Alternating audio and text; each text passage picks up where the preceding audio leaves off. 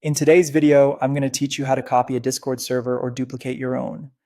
If you're looking to replicate your server setup for a new project or just want to create a backup, you're in the right place. Before we dive in, remember, you'll either need to be the server owner or have the manage server permission to proceed with this task.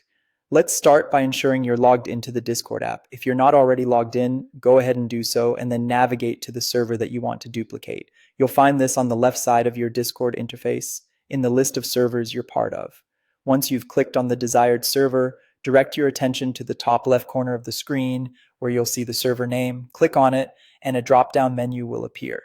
From this menu, you'll want to select Server Settings to access the configuration options for your server. Now, in the left sidebar of the Server Settings window, you will see an option labeled Server Templates. Go ahead and click on that.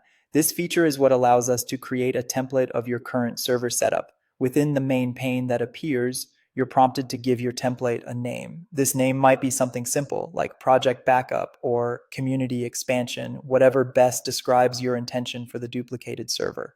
Additionally, you can provide a brief description. This step is particularly helpful if you manage several templates.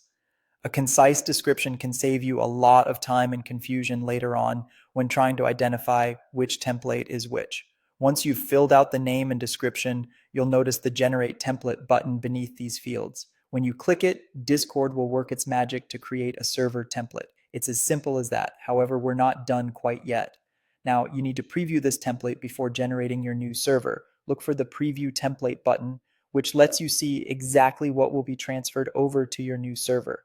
When you click it, a window will pop up prompting you for a new server name. Remember, this name is going to be the name of your duplicate server, so make sure it's something distinctive that clearly represents its purpose.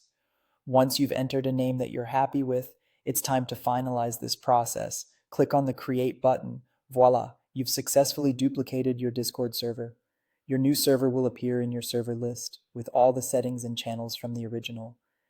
It's important to note that while roles and channel structures are duplicated, members and their specific roles are not included for privacy and safety reasons.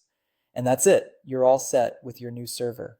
Keep this method in mind whenever you need to replicate any part of your Discord setup, whether it's for organizing a new community or simply as a safeguard. Thank you for following along and happy Discording.